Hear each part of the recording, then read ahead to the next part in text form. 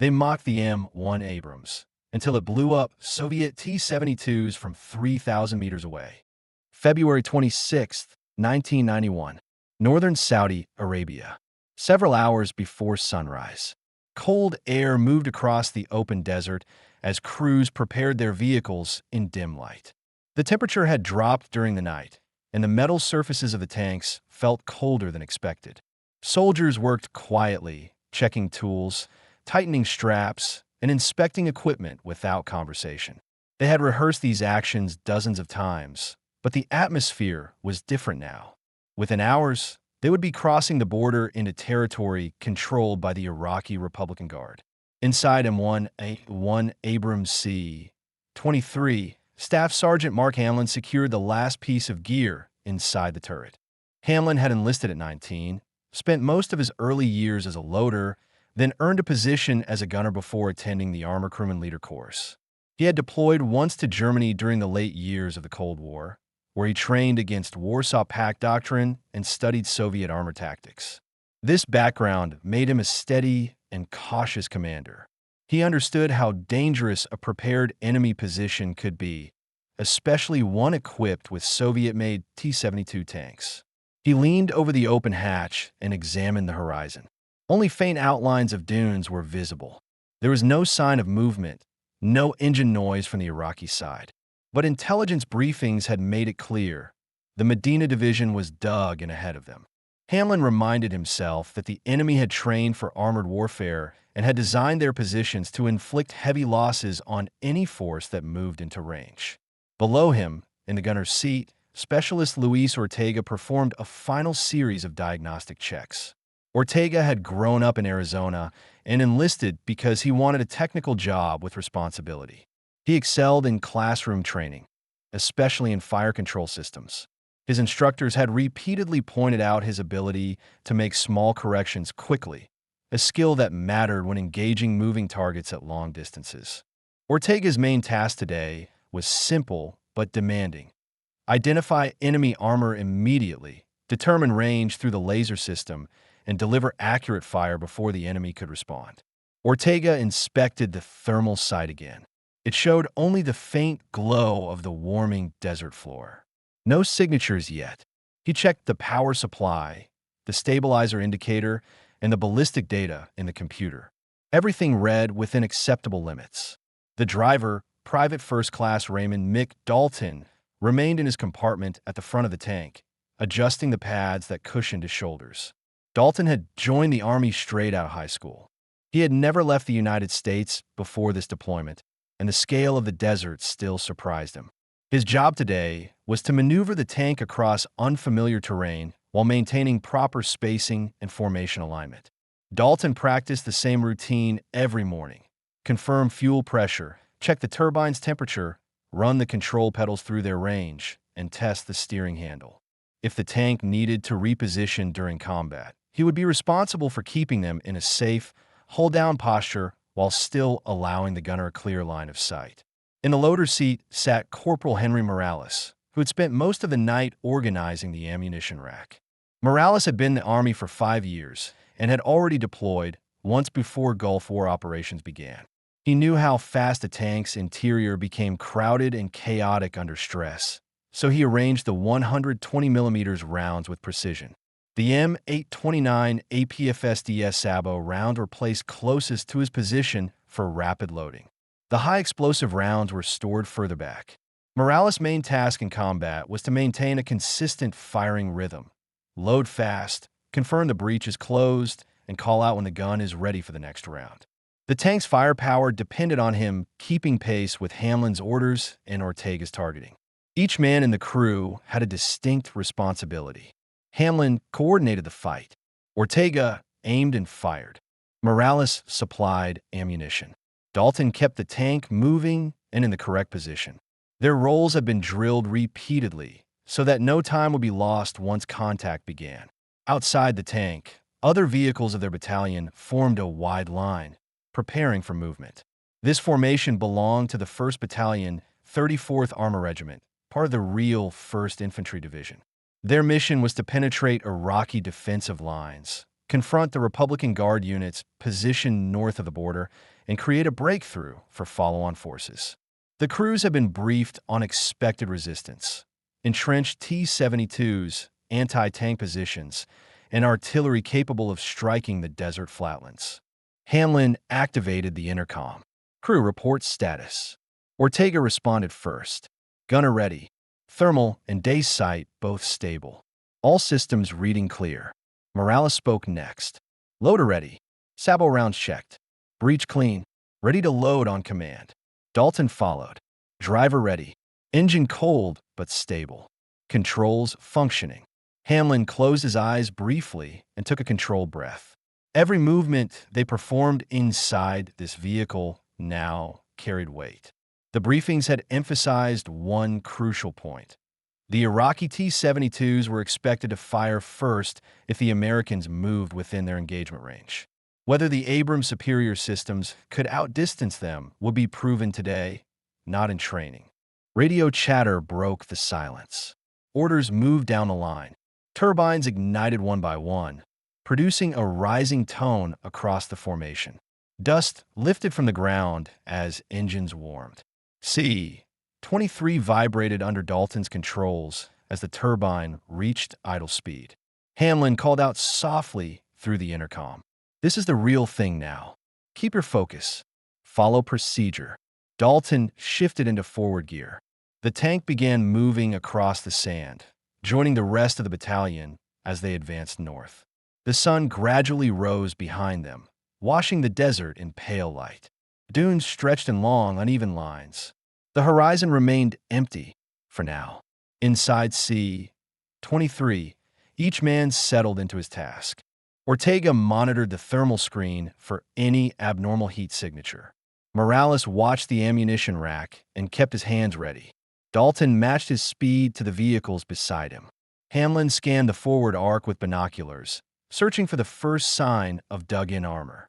Intelligence officers had warned them that the Iraqis believed the Abrams was untested, overly complex, and unreliable in sand.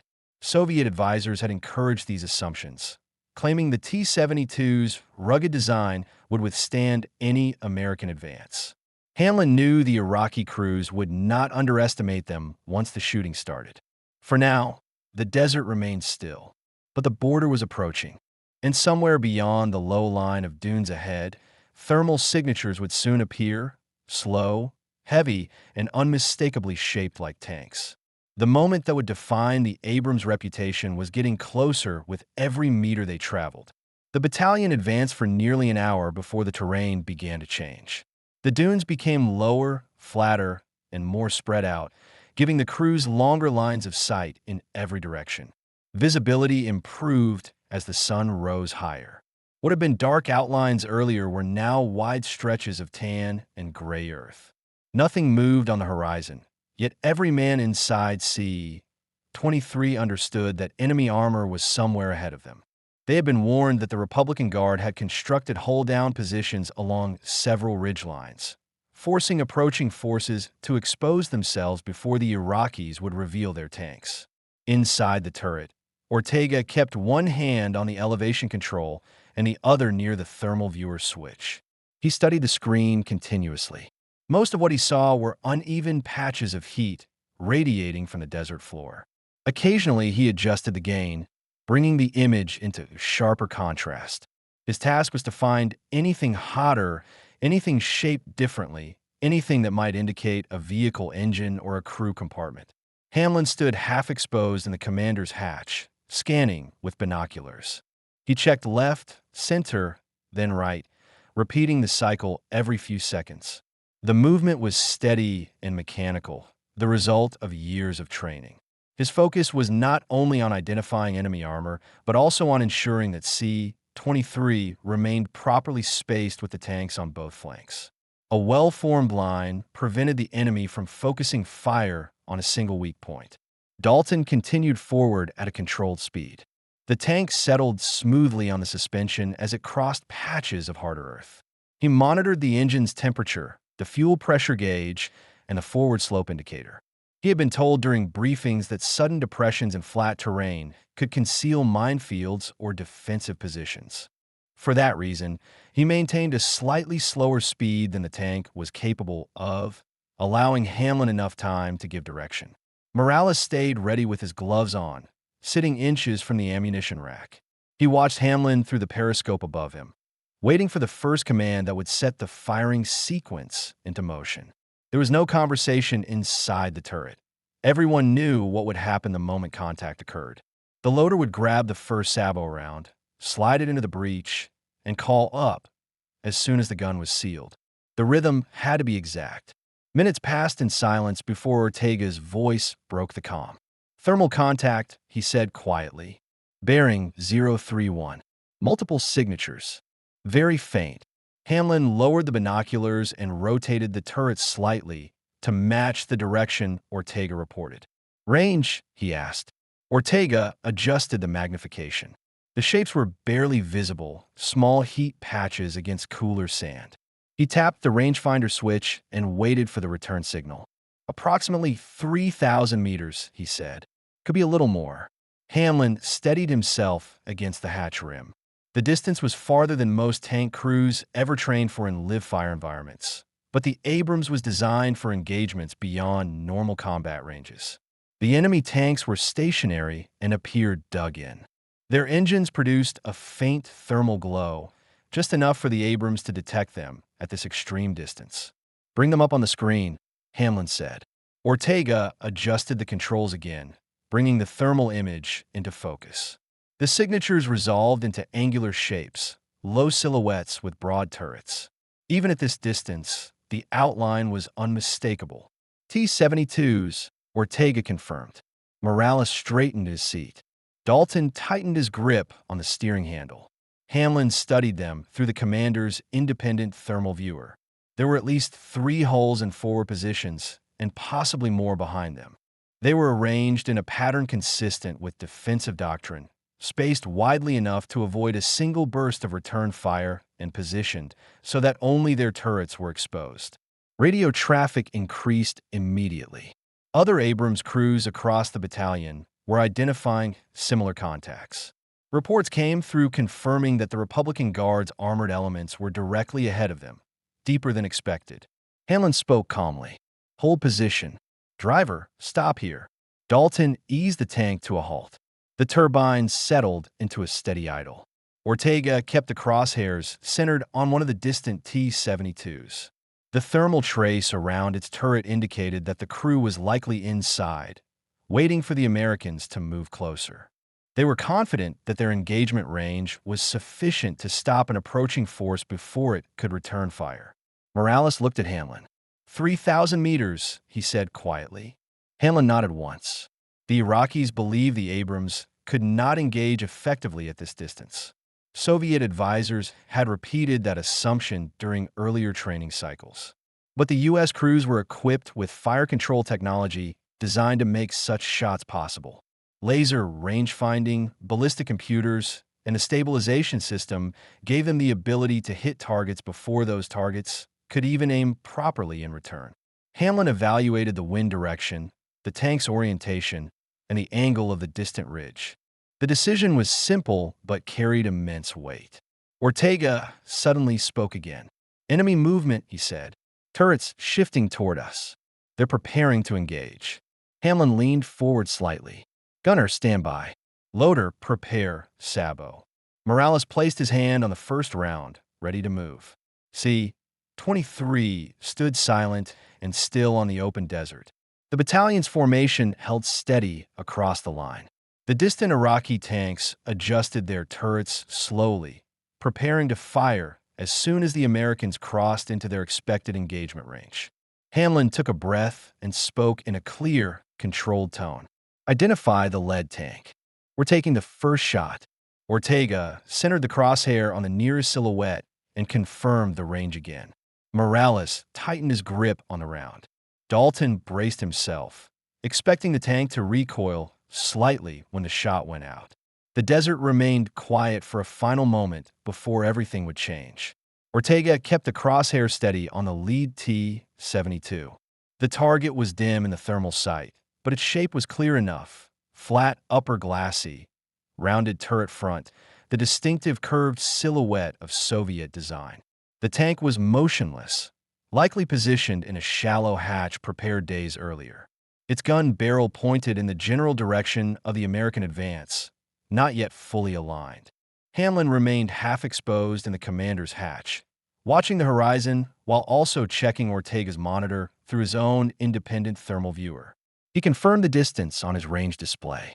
The number fluctuated slightly as the beam reflected against the desert heat. 3,000 meters. This was the kind of engagement many had doubted.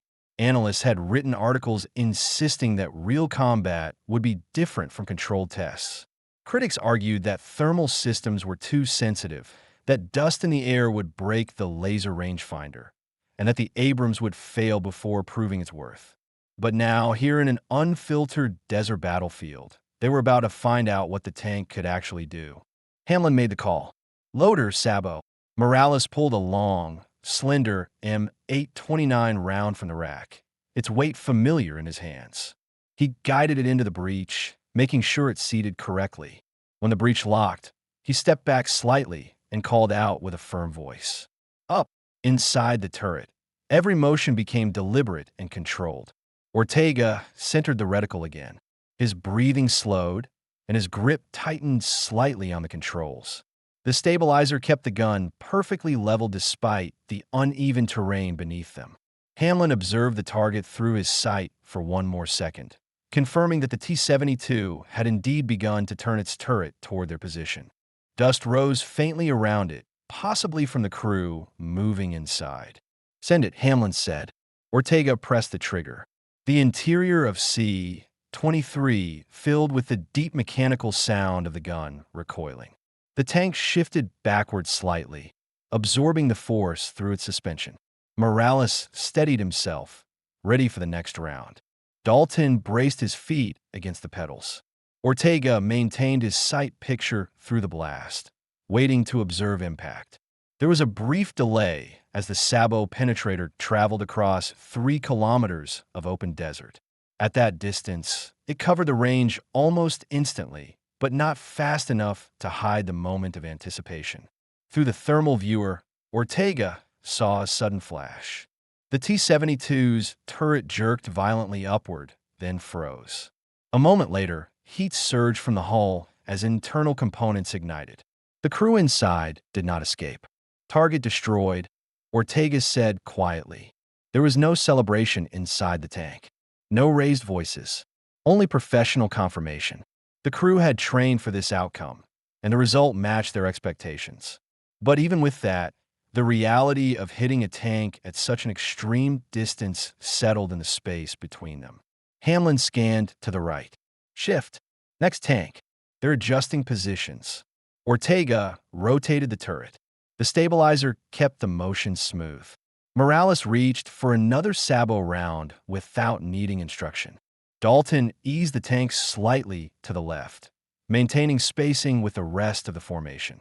Radio messages came from nearby vehicles. Other Abrams crews were engaging and reporting hits at similar distances. The battalion had opened fire along the entire line. The Iraqi tanks, expecting the Americans to move closer, were struggling to respond accurately.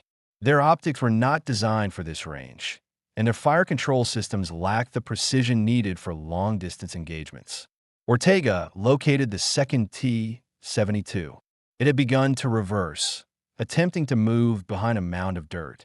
Its turret was still rotating, trying to find a target. Range 2900, Ortega said. Loader, Sabo, Hamlin ordered. Morales loaded again. Up, fire. The tank recoiled a second time. Ortega tracked the projectile until the image in the thermal viewer brightened. The round struck the turret ring. Heat erupted from the top of the tank. Flames appeared along the rear deck. The vehicle became motionless. Another kill, Ortega reported. Hamlin kept scanning. Continue. We're reducing their ability to return fire. The battalion's formation remained steady. Abrams tanks across the line continued firing in controlled intervals. Dust clouds rose in front of them, drifting to the side as wind carried the smoke away. The desert, moments earlier silent, now echoed with spaced, heavy blasts. A third T-72 appeared slightly farther away, nearly hidden behind a shallow rise. Ortega magnified the image and confirmed the silhouette. The Iraqi crew seemed unsure whether to advance or retreat. Their turret rotated back and forth, never fully committing to a direction. Hamlin made the decision quickly. Engage before they settle. Morales loaded another sabot round. Up. Send it. The round reached the target almost immediately. Heat spiked through the viewer. The turret jerked once, then went still. This time, Ortega hesitated before speaking. Target eliminated.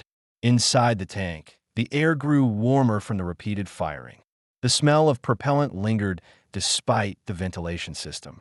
Morales wiped sweat from his forehead. Dalton kept his eyes forward, waiting for Hamlin's commands. The noise of distant explosions continued as other tanks in the formation took their shots.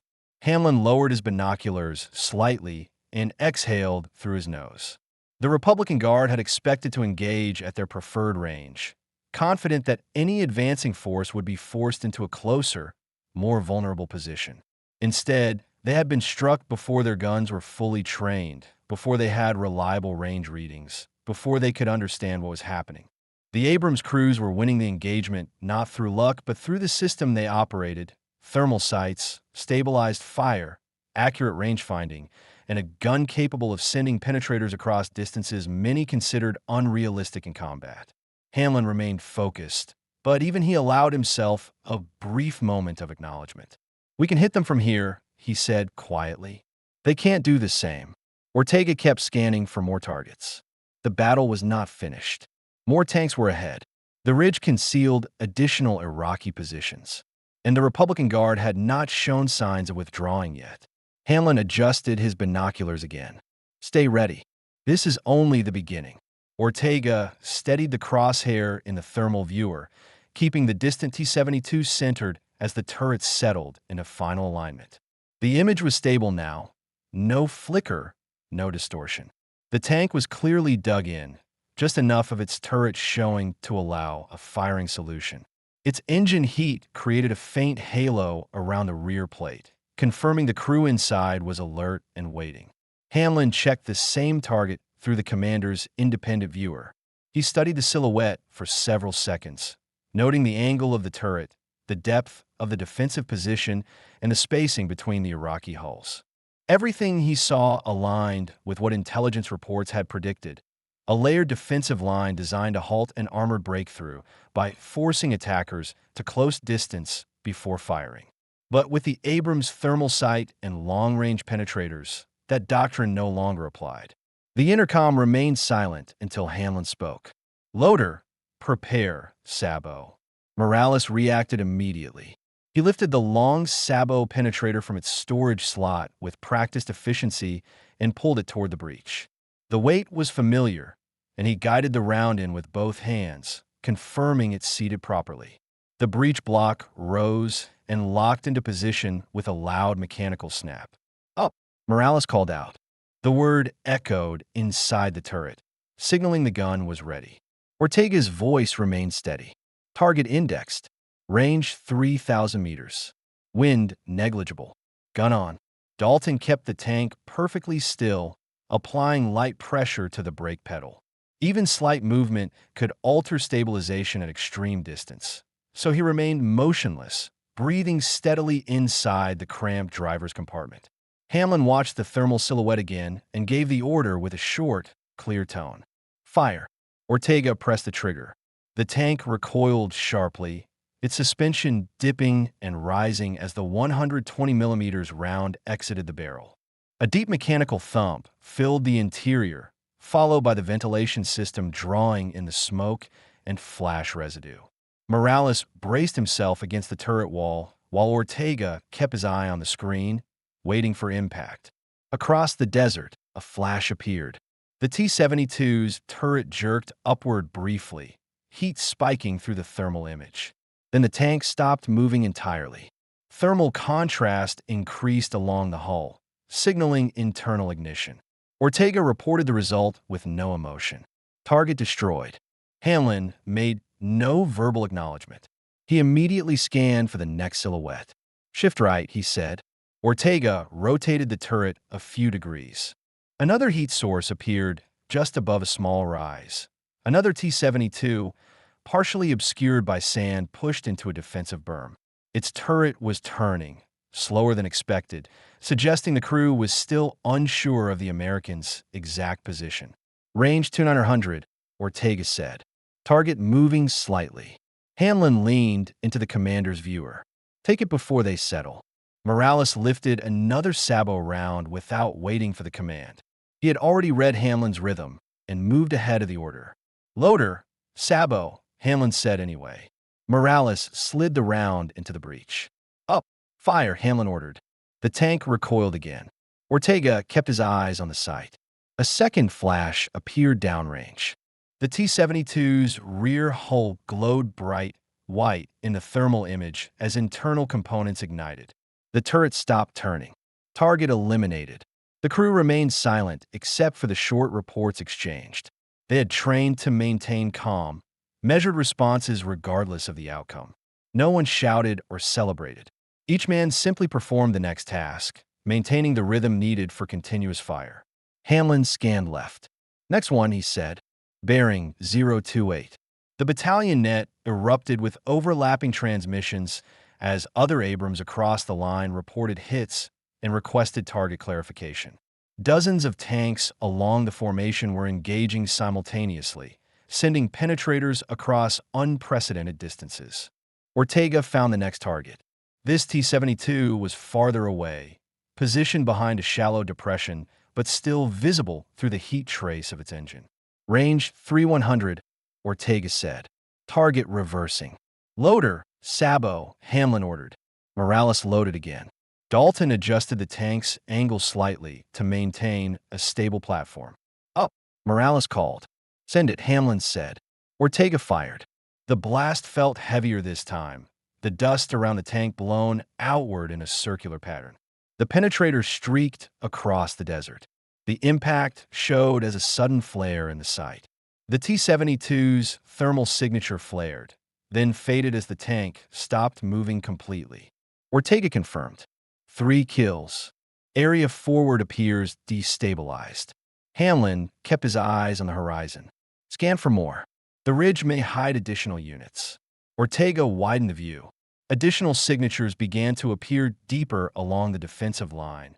Hotter, more active, and possibly preparing to move. The engagement was no longer a single exchange. It was evolving into a larger confrontation, one that would test their endurance as much as their skill. For a brief moment, Hamlin allowed himself to process the significance of what had just happened. They had just defeated 3 tanks at distances many experts had claimed were unrealistic in real combat conditions. The Abrams fire control system had performed exactly as designed. The cannon had delivered accuracy far beyond traditional expectations, and the enemy had not yet landed a single effective shot. But he did not dwell on it. He lowered his binoculars and spoke with the same controlled tone as before.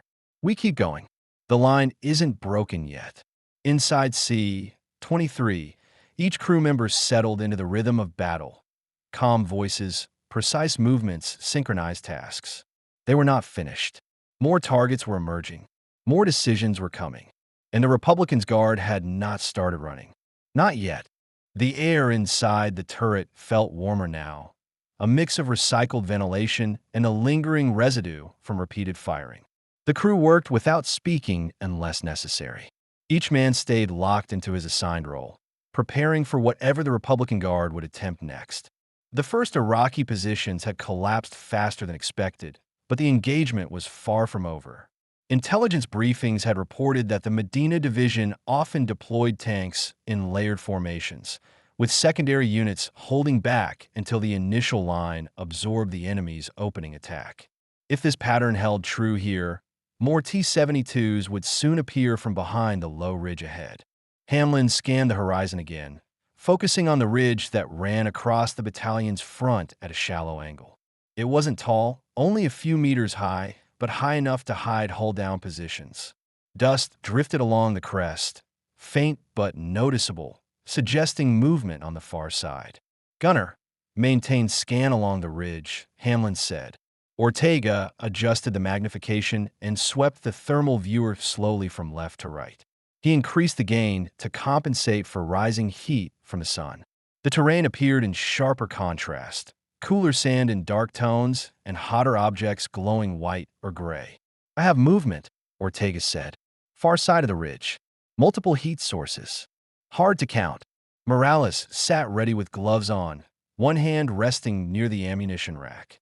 Dalton tightened his grip on the steering handle, anticipating new instructions. Hamlin checked the same area through the commander's thermal sight. The movement was undeniable, several distinct signatures shifting behind the ridge, engines active, turrets moving. These were not disabled vehicles.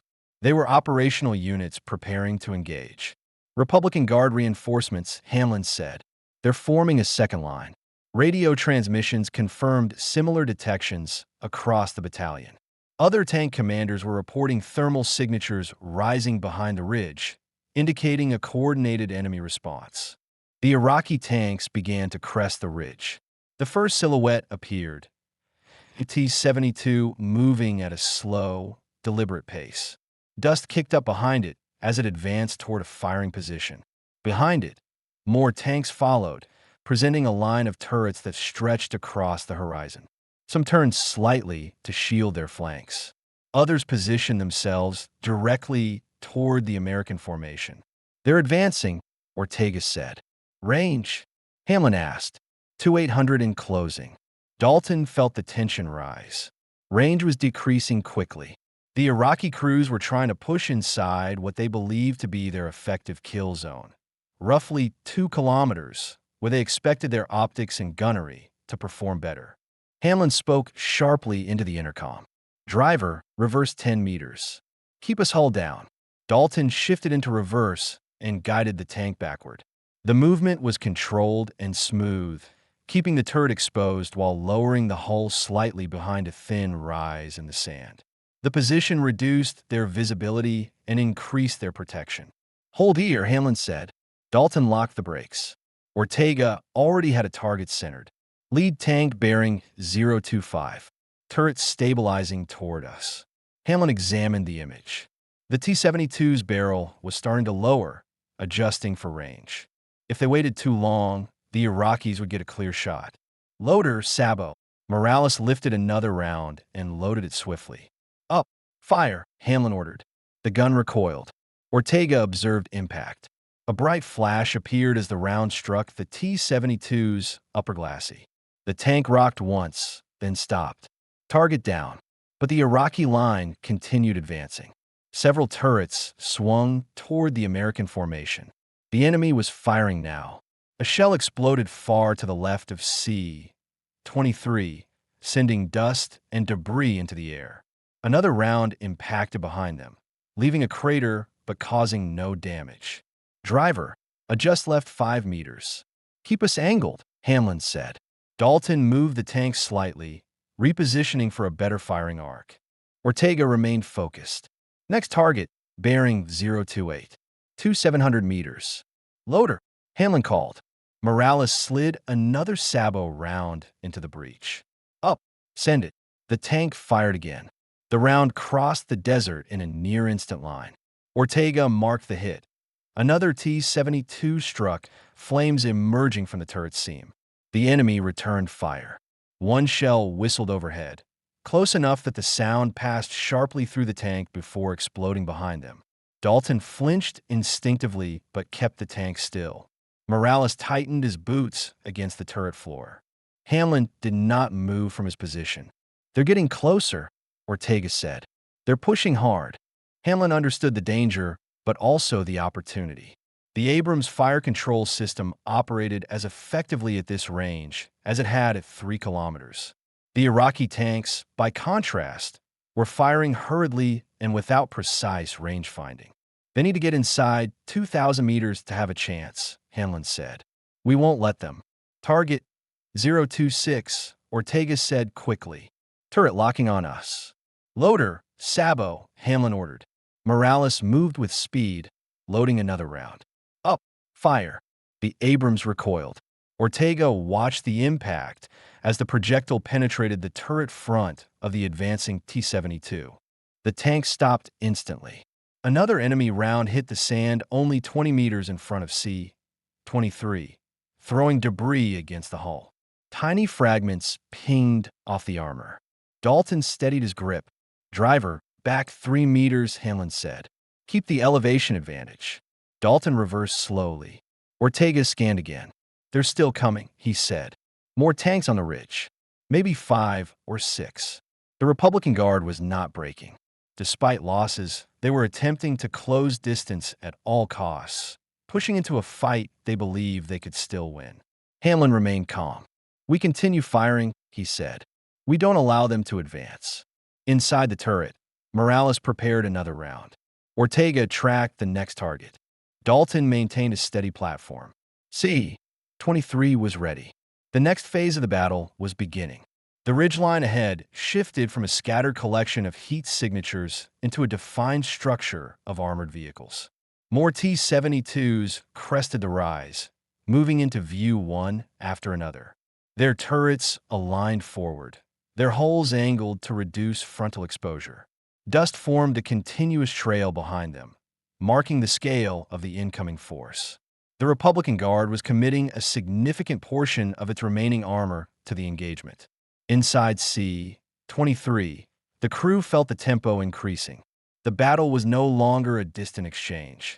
The Iraqi tanks were pushing forward, attempting to overwhelm the American line with numbers and determination. The sound of incoming shells grew more frequent. Explosions echoed across the desert as Iraqi rounds hit the ground, throwing sand and heat into the air. Hamlin kept his posture steady in the commander's hatch. He had dealt with pressure before, but this was the first time he had faced a massed armored advance of this scale. He scanned the ridge with his thermal viewer, checking for units attempting to flank or reposition. The Abrams crews had the advantage in range and accuracy, but a determined enemy could still exploit gaps if the U.S. formation allowed irregular spacing. Maintain alignment with the left flank, Hamlin said. Driver, adjust 2 meters left.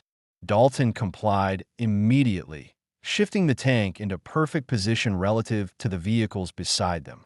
The formation remained tight, presenting a unified firing line that could engage targets rapidly and consistently. Ortega centered the crosshair on a T-72 that had halted halfway down the ridge. The tank's turret moved independently, suggesting the gunner was trying to find an accurate line of fire. Range 2700, Ortega said. Target stationary. Good thermal contrast. Loader, Sabo, Hamlin ordered. Morales already had the round in his hands. He guided it into the breach, locked it, and stepped back. Up, fire, Hamlin said. The recoil shook the interior. Ortega monitored the impact. The Sabo penetrated the turret front and produced a sudden spike of heat inside the hull. The T-72 stopped moving instantly. Target destroyed, Ortega confirmed. But the Iraqis kept advancing. A group of 3 T-72s descended the ridge together, maintaining a staggered formation. Their barrels were aligned toward the American position. One fired immediately. The shell landed 80 meters short, throwing a wall of sand into the air. Another fired seconds later. That round flew high, passing harmlessly overhead. Gunner, engage the left tank, Hamlin said. Identified, Ortega replied. Loader, Morales loaded. Up, send it, Hamlin said. The Abrams fired again. The nearest T-72 erupted with heat in the thermal viewer. Its turret rocked backward and froze. Target eliminated, Ortega said. Incoming fire persisted.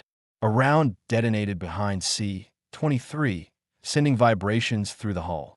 Dalton tightened his shoulders, but remained focused on keeping the tank perfectly level. Hamlin observed the 2 remaining tanks from the advancing group. Take the center one next, he said. Ortega shifted the turret slightly.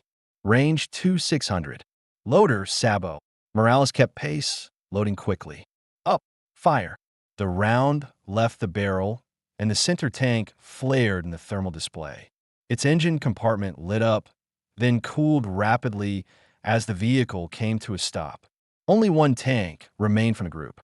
It hesitated for a moment, as though its commander was reassessing the advance. The turret shifted, angling toward another Abrams in the formation. Ortega reacted immediately. "Enemy turret turning toward Charlie 2-1, he said. Hamlin didn't wait. "Engage before they fire." "Loader." Morales was already moving. The sabot slid into place. "Up. Fire." The shot struck the remaining T-72 before it could complete its turret movement. The vehicle froze, smoke rising from its engine deck. "Target destroyed," Ortega said. C-23 stood firm, but the battle continued. More tanks appeared on the ridge, slower now, more cautious but still determined. They were holding defensive positions, using the ridge as partial cover, exposing only their turrets. Hamlin understood the situation. The Iraqis were transitioning to long-range standoff tactics, trying to minimize their exposure while still pressuring the U.S. line. It was a tactic that had worked against other adversaries in previous conflicts. But here, in a battlefield dominated by thermal optics and stable fire control systems, partial concealment offered little protection. Ortega locked onto another hull-down tank. "Range 3,000, he said. "Target stationary. Turret elevated." Hamlin studied the silhouette. This tank was not advancing. It was holding the ridge deliberately, waiting to engage the American formation from a known and fortified position. "Take the shot," Hamlin said, "before their fire control settles." "Loader," Ortega said. Morales loaded quickly. "Up. Fire." The Abrams recoiled again. The sabot penetrator crossed the distance in a straight, unwavering line. The impact registered instantly. The T-72's thermal signature brightened, indicating internal damage, and the tank ceased all movement. Radio transmissions confirmed similar hits along the battalion line. Dozens of Iraqi armored vehicles were being struck before they could achieve meaningful engagement range. The Republican Guard's experienced crews were attempting to regroup, but the Americans were using superior optics and stabilization to maintain damage at extreme distance. Dalton checked his gauges again, monitoring temperature and RPM. He knew the tank could fire repeatedly without risk to the engine, but he also knew prolonged engagements increased fatigue in the crew. He breathed slowly and kept his focus. Hamlin looked through his binoculars and observed what remained of the Iraqi front. The advance had stalled. Tanks were no longer moving downhill. Some had begun backing up the slope.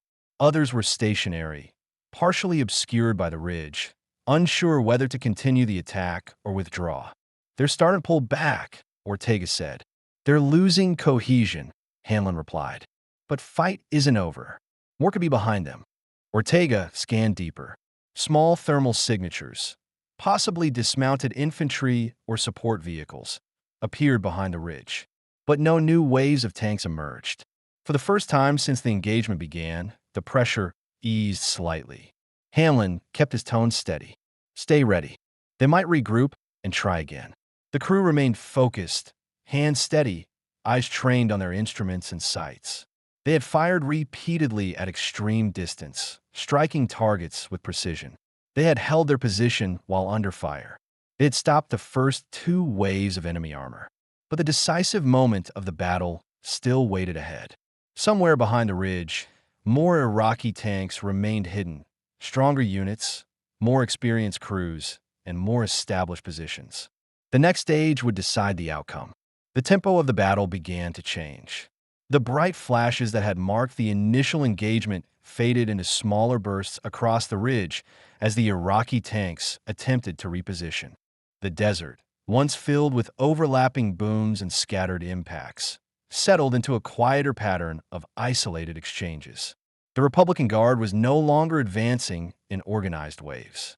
Their movements became irregular, some tanks reversing up the ridge, others holding in place, a few trying to adjust their angles without exposing their hulls. Inside C-23, the crew stayed alert despite the brief lull. They had learned during training that pauses in combat could be deceptive. An enemy might retreat to lure a force forward or regroup before launching another attack. Hamlin kept his eyes fixed on the ridge, searching for any sign of coordinated movement. "Gunner, widen scan," Hamlin said. "Check deeper positions." Ortega adjusted the viewer, increasing range and magnification. The image revealed heat traces beyond the ridge, larger than infantry signatures, smaller than active tanks. They appear to belong to vehicles running low power or sitting with engines idling. "I see support elements," Ortega said. "No armor pushing forward. No large formations. Just scatter heat." Morales remained ready with his gloves on, standing close to the ammunition rack. His breathing was steady now. He had settled into the rhythm of the engagement. Each round he loaded had been placed deliberately, every motion consistent and controlled. He watched Ortega's body language closely, ready to move the moment another target appeared. Dalton reviewed his indicators again. Engine temperature remained stable. Fuel was sufficient. Electrical systems were normal. He kept one hand on the steering control, ready to maneuver quickly if the situation changed. Hamlin lifted his binoculars and focused on a specific area near the center of the ridge. A faint flicker of movement caught his attention. A turret was shifting, slow, uncertain, but present. "I have a possible survivor from earlier hits," he said, "or a tank that stayed concealed." Ortega found it immediately on thermals. Confirmed. T-72. Turret moving. Range 2900. The tank appeared damaged. Its hull emitted uneven heat, suggesting partial internal fire or system malfunction. But the turret was still functional, and the vehicle still posed a threat. "Loader, Sabo," Hamlin said. Morales lifted another round and loaded smoothly. "Up. Engage," Hamlin said. Ortega fired. The round struck the front of the turret, and the tank stopped moving. Its thermal signature dimmed within seconds, confirming it was no longer operational. "Target destroyed," Ortega said. Radio chatter came through the battalion net.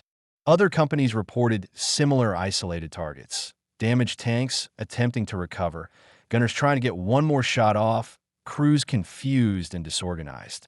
The battalion commander transmitted a concise update. The ridge was collapsing.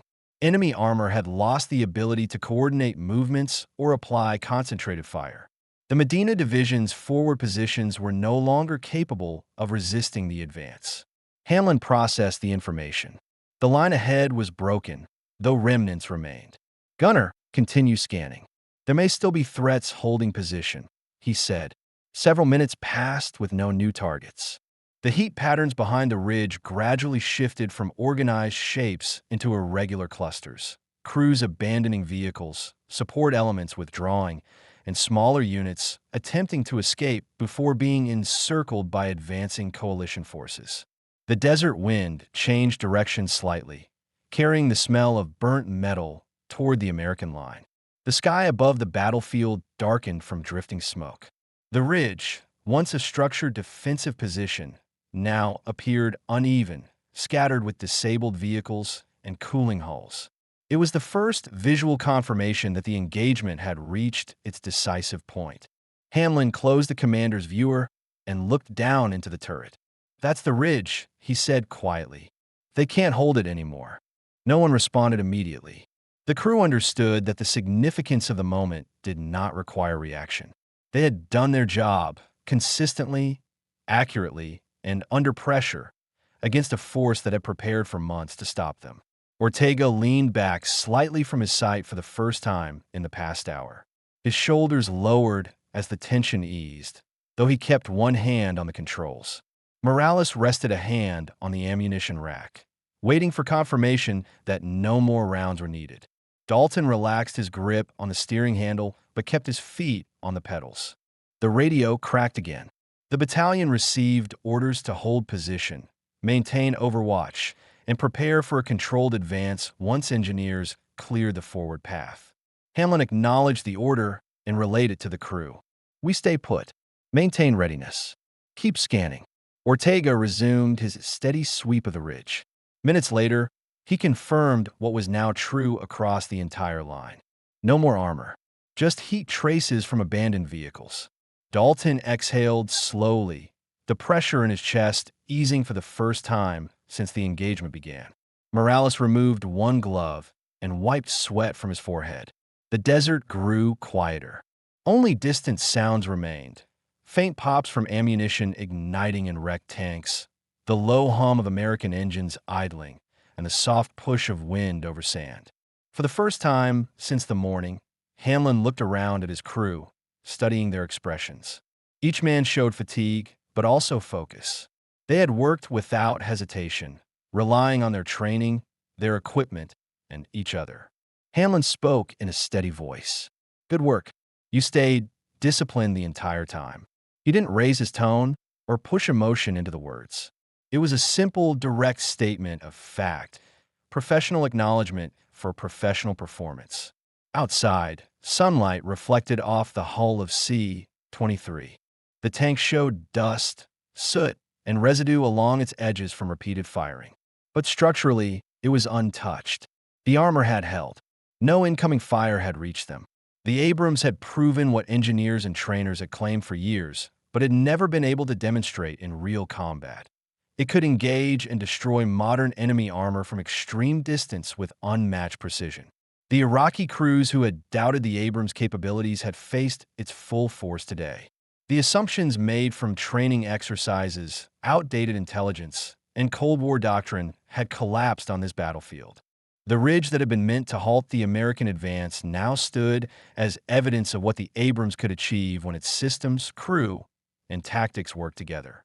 Hanlon watched the horizon, thinking briefly about the hours ahead. The battalion would advance soon. They would face more resistance. But the largest concentration of enemy armor in their path had been neutralized. He lowered himself further into the turret and closed the hatch partway against the rising wind. "We'll hold here until orders come," he said. "Stay sharp. We're not finished yet." The crew acknowledged him quietly. The battle for the ridge was over. The desert had fallen still again, but what had happened here would be studied for decades.